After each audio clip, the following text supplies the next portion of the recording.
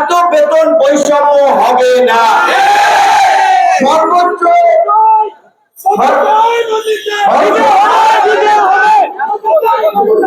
সর্বোচ্চ বেতন কাঠামো থাকতে পারে 8 থেকে 10টি।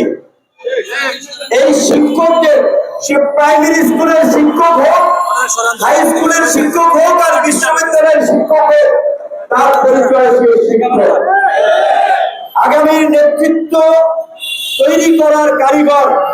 নেতৃত্ব মানে শুধু রাজপথে স্লোগান দেওয়া, বক্তব্য দেওয়া না, প্রত্যেকটি পেশার জন্য নেতৃত্ব তৈরি করা, সেই কাজটি করবে শিক্ষকরা।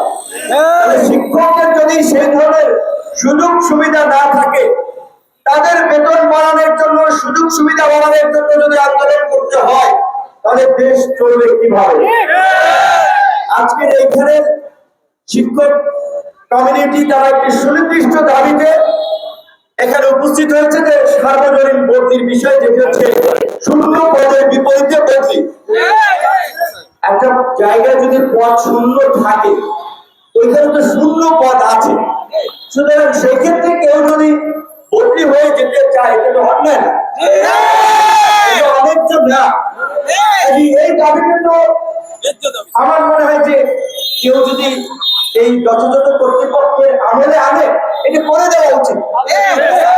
এইটার জন্য আসলে কেন আন্দোলন করতে হচ্ছে, আমি এটা আমার কাছে ভালো লাগছে না। সেই জন্য আমি অনুরোধ জানাবো, এবং আমি নিজেও, কারণ আমি সরকারের কোনো পার্ট না, কিন্তু সরকারের সবাই ভালো করেই জানে যে আমাদের আন্দোলনের ফলেই তারা আজকে গঠিত।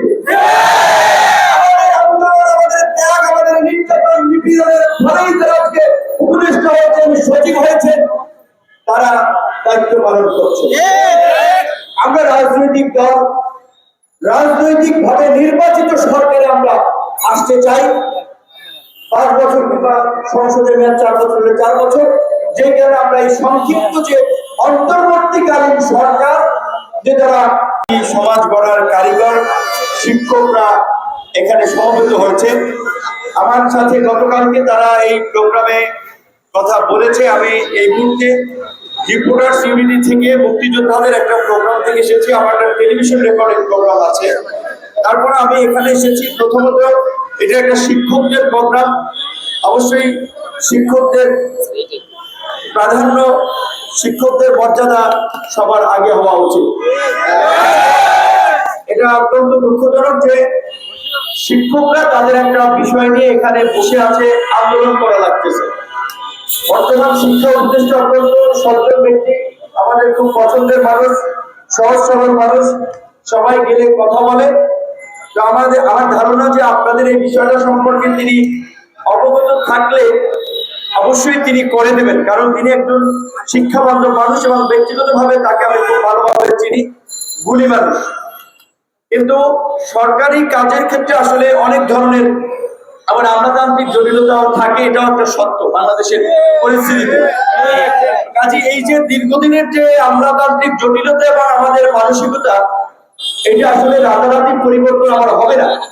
আমরা এই গণ অভ্যুত্থানের পরে সবাই একটা নতুন বাংলাদেশের কথা বলছি, পরিবর্তনের কথা বলছি, সেখানে আমাদের সারা দেশের মানুষকে তাদের মানসিকতার পরিবর্তন একটা জরুরি বিষয়।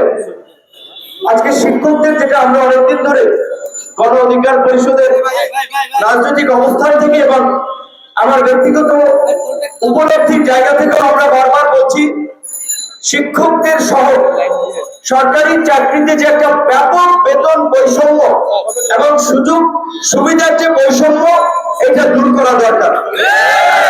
সরকারি চাকরিতে প্রথম শ্রেণী থেকে 20তম গ্রেডের যে বেতন বৈষম্য, 8,400 টাকা থেকে 78,000 টাকা, এই রকমের আকাশ এবং পাতাল বেতন বৈষম্য হতে পারে না।